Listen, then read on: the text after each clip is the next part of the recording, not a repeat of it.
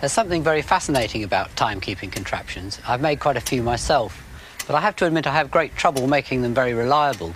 And when I actually need to know the time, I look for the nearest quartz watch.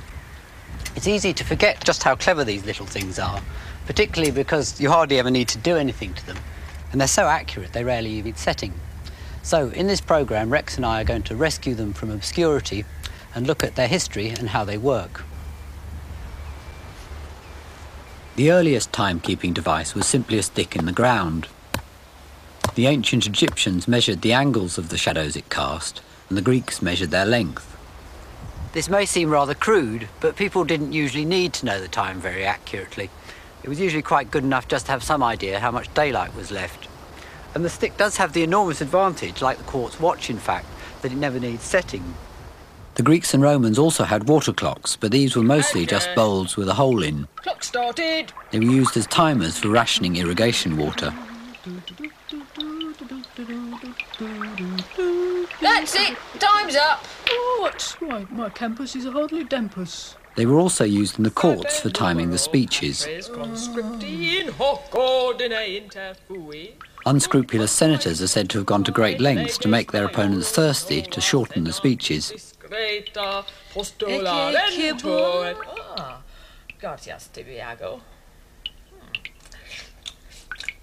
Et in ordine quisque agua.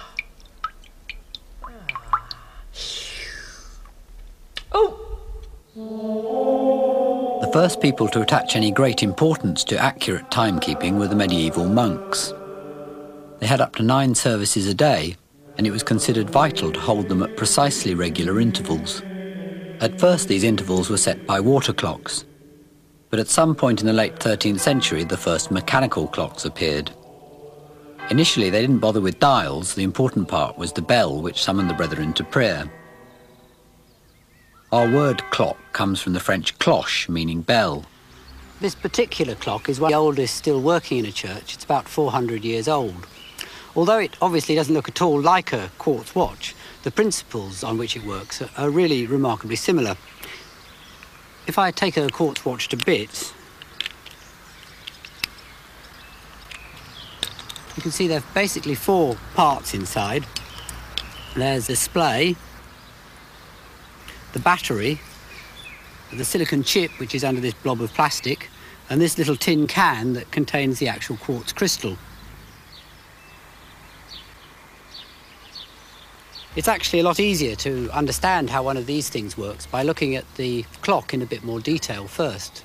The display is obviously doing the same thing as the dial on the clock, and the battery powering the watch is doing the same thing as the weights in the clock tower, but also the crystal is actually providing a regular beat in very much the same way as the swings of the pendulum, and the silicon chip is controlling the whole thing just like the gearing. The heart of the gearing mechanism is the escapement, which interacts with the pendulum. It pushes the pendulum to keep it swinging. At the same time, the escapement is held back by the pendulum, regulating the clock's speed.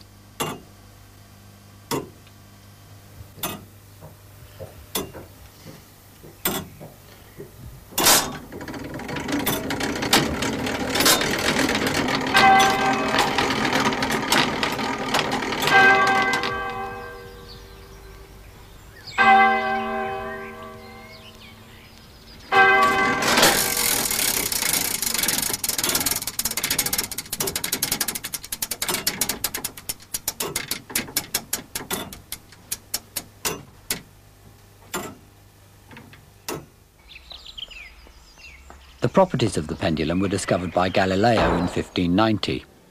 To mask the pong of the peasant congregation, the priests used a swinging censer to fill the church with incense. Galileo realized that the censer was taking exactly the same time to swing from side to side, however far out it went.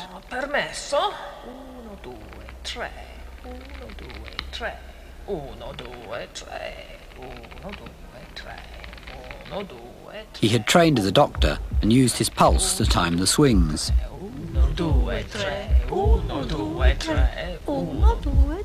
Galileo was in need of an accurate clock for some of his astronomy observations, So he simply set up a swinging weight in his observatory and paid a man to count its swings all the time. Le stelle stasera sono meravigliose. Bellissime, bellissime. Tornare. Ma, cosa fai? The solution to this problem was to fit the pendulum to a mechanical clock, and this has remained the basis of clockwork ever since. This is the escapement wheel and pendulum of a water clock I'm building for Felixstowe town. The water acts like the weight on the church clock, pushing the escapement wheel round. The escapement interacts with the pendulum in the same way.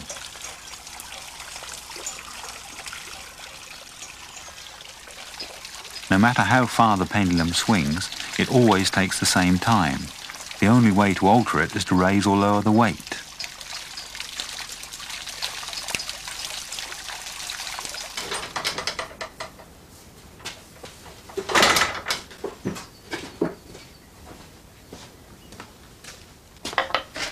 It's not obvious how a lump of quartz could possibly do the same thing as a pendulum, but it really is quite similar. The quartz does move. This is a bit of crystalline material similar to quartz, sandwiched between two bits of metal. And if I connect this up, I think you should be able to see it move.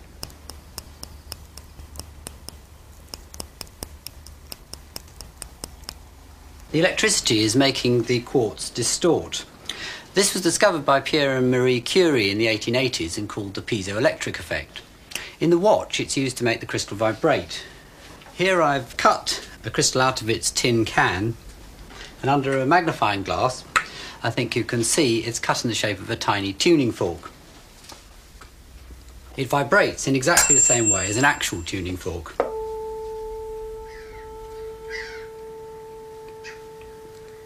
These vibrations have a stable, natural frequency, just like the swings of the pendulum, though in the quartz crystal, the movement's much too small and fast to be visible. The piezoelectric effect also works in reverse. So if I distort this cylinder of crystalline material, by squashing it, it actually creates some electricity.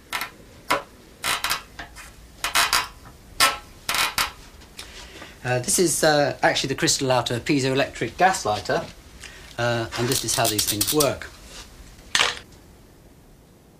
This is also used in the watch. The battery powers the chip and keeps the crystal vibrating. This vibration creates stable electrical pulses which are fed back to the chip, interacting in a similar way to the pendulum and escapement. The chip then powers the display. Although this basic idea of a bit of vibrating quartz is really quite simple, it's only recently replaced clockwork, which had been continuously refined ever since its first monastic appearance in the 14th century. This collection is in Bury St Edmunds, and the curator is Lord Middleton. Well, from the early church clocks, the clocks quickly became much more elaborate and more lavishly decorated. When did the first portable mechanical watches or clocks? Around about the year 1450, by Peter Henlein. This is an example of one. You can see it's a fairly sizable machine, not exactly portable. You have to have a very tough pocket to put it in. You obviously couldn't fit pendulums and a weight in a thing like that, though, could you? No, you couldn't. No, that would be ridiculous. No, these were spring-driven. This one here, for example, is a spring-driven clock. There is a false pendulum on it if you set it ticking. In fact, it's not really a pendulum, it's just a balance. But the other thing about it is amazingly thick they are. The spring is inside the barrel here. And they work reasonably well, but again, you'd have to check it every so often with the sundial. That's the frequency of sundials in every church, I'm certain, because of people needing to alter their watches. Is the jewelled one, would that be a lady's watch? Or? No, I think it's big enough for a gentleman's. I mean, ladies did wear watches like this. They used to wear them on a long chain around the neck. Watches like this were obviously very expensive and could only be bought by very rich people. The first really cheap mass-produced clocks and watches started being made in America in the 1840s. The one over here, which I like particularly because it's rather splendid, it has a railway timekeeper written all over it. It's a sure sign of really poor quality. I don't know how American railways were run, but they run on time. But if they were run according to watches like this, they would never got anywhere. Not only could ordinary people start to afford a watch, with the coming of factories and railways, they actually needed one. Always leave plenty of time to catch a train, but... However, watches were still set by sundials, so the time was slightly different in every town. Look here, my man. I know my watch is right, so where's the train gone? Train left on time, sir. Oh, no. I should have 5 minutes at least. What's happening? Well, your watch is on local time, you see. And we run on railway time here. Train left when it should have done. You let the train go early! Now get him, Wolfie! Oh! The idea of a wristwatch is surprisingly recent. They first became popular among artillery officers during the First World War. It was a considerable technical feat to miniaturize all the parts to this extent. Mechanical wristwatches are among the most sophisticated mechanisms ever made and have always been regarded as treasured possessions. My dear, for all lang syne, we'll take a cup of kind. I'm so proud. Oh, just wait till the gang sees this.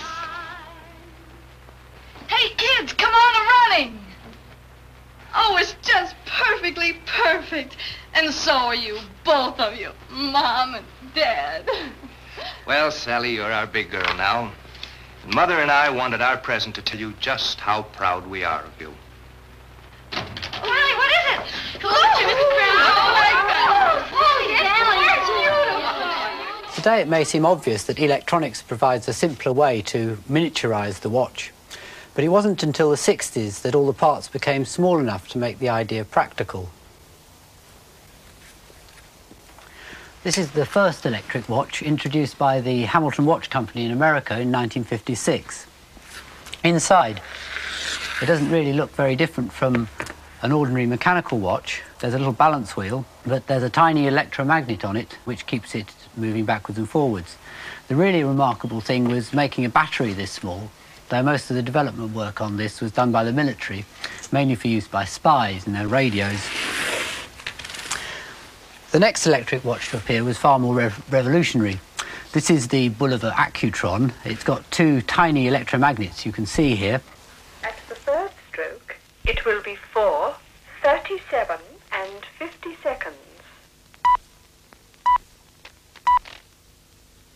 The Bulliver Accutron uses a new electronic timekeeping principle, a tuning fork. Listen.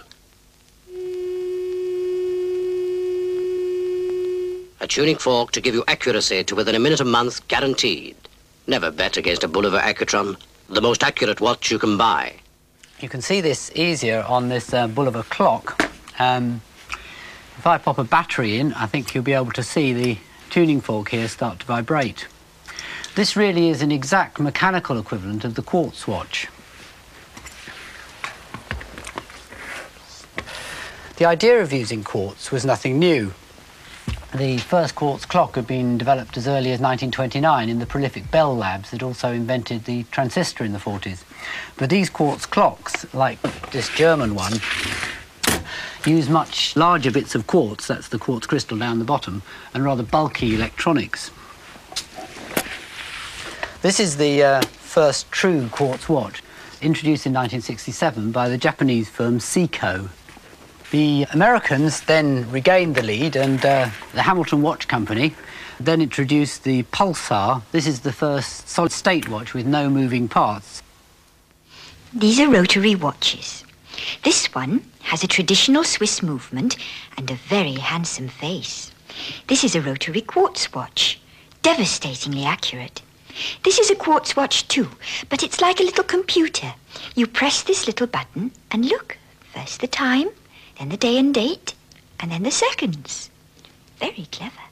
It'll look smashing on your wrist. Rotary every time. The bright red displays on the first digital watches used so much power that they could only be switched on occasionally when you actually needed to know the time. The first watch to have a liquid crystal display was this one. This uses so little power that the display could be left running. This doesn't work anymore. The early liquid crystals were rather unstable. Today this problem's been solved and liquid crystals have been made to do some quite remarkable things. Whole windows like this are being developed.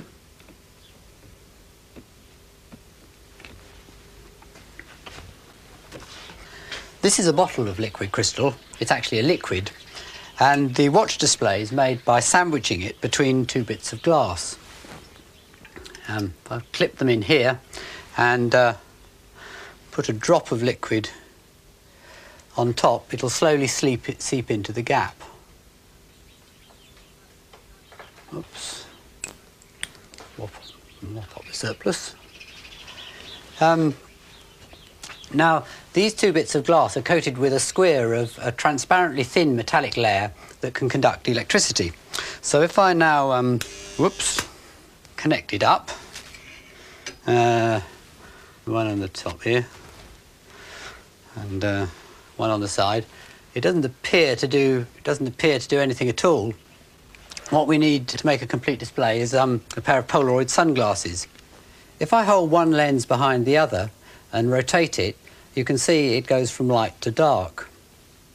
Well, if I now put the sunglasses in the clip as well, one lens in front of the sandwich and one lens behind, like that, and now I connect it up again, you should be able to see the electricity has the effect of polarising the liquid crystal material. I can show you just how little electricity this needs to make it work. If I hold on to one wire, simply touching the cell with my other hand is enough to make it work, although the electricity has got to pass through the resistance of my body.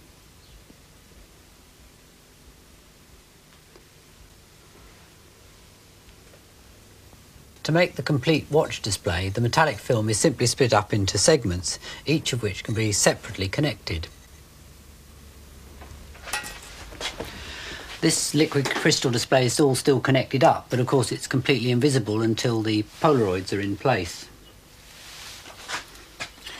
And a real watch display also needs a bit of aluminium behind to reflect the light.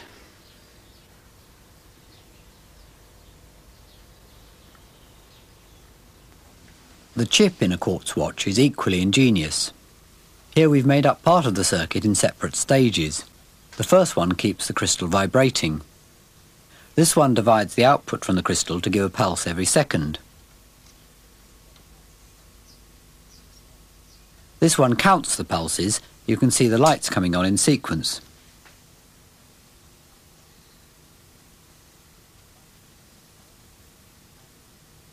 Finally, this one converts the count to a random-looking array of lights.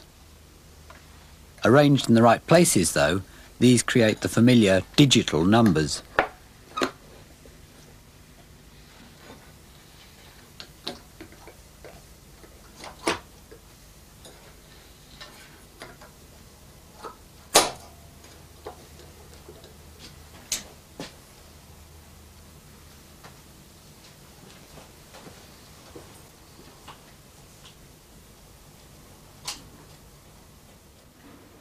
The idea of a digital display wasn't new.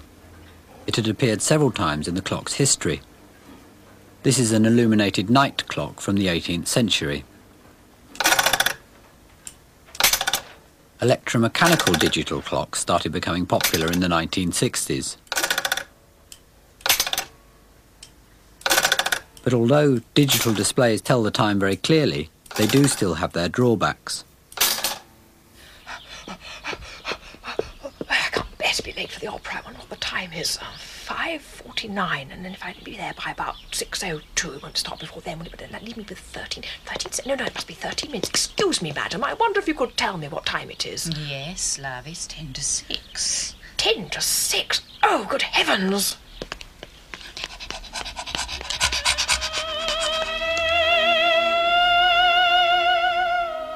Excuse me, oh, I say sorry.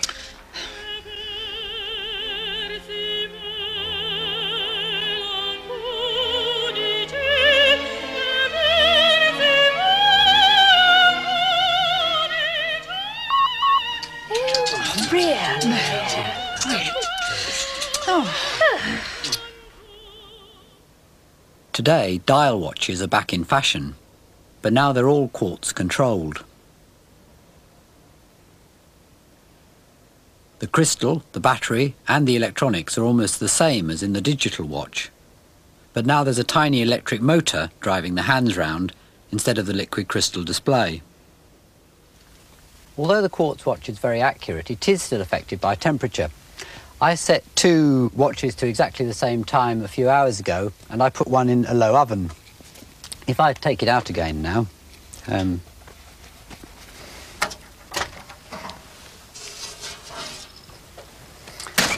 it looks a bit of a mess. Let's take this bit of plastic off, and the liquid crystal display goes completely black. It stops working above a certain temperature. But I think if I leave it to cool down now, you should be able to see that the quartz has been affected by the heat, and they no longer tell the same time.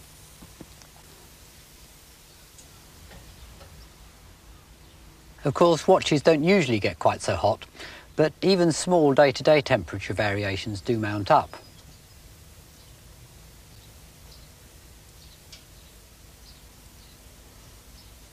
Keeping the quartz crystal at a precise, even temperature greatly increases the accuracy. This is a device for timing the accuracy of watches, and it has to be accurate to 1/100th of a second a day. It still works by quartz, but there's a tiny heating element inside which keeps the crystal at a very even temperature. I'm going to use it to compare the accuracy of a mechanical watch and a quartz watch.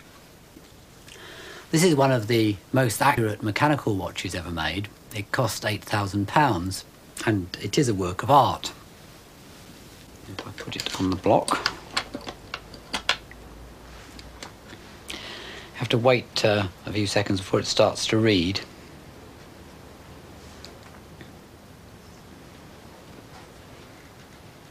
And you have to average several readings. Over about a minute, I worked out that this one was averaging about 2 seconds a day fast. Now, if I compare this with a £1 quartz watch, it's on a different setting, you can see this is averaging less than a second a day fast. In general, quartz watches can be about 10 times more accurate than mechanical ones. Some time ago, I bought a cheap digital watch from a filling station, and it worked perfectly for about 4 months, and then the battery failed. So I set about to repair it and realised that the cheap plastic case was actually physically welded together, and there was no way you could actually get at the works. So I set about it with a hot scalpel blade and halved the watch, and I eventually got to the watch compartment and found that the replacement battery I'd got was much larger than the original. So I then had to modify the inside of the watch to accommodate the new battery, and that meant making new contacts for it, etc. And eventually I got it together. It took about 2.5 to 3 hours, and the watch worked perfectly, and I was very pleased, very satisfied. It's lovely repairing something which was never designed to be repaired, but unfortunately my satisfaction didn't last very long. The following day the strap broke, so I had to throw it away, much to the amusement of everyone in the workshop.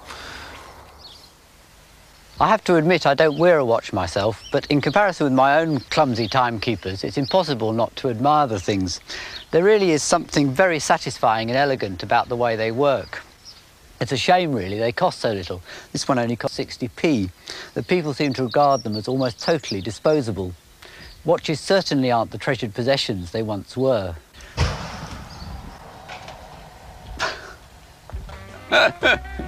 Whoops. Wasn't it shut before? I thought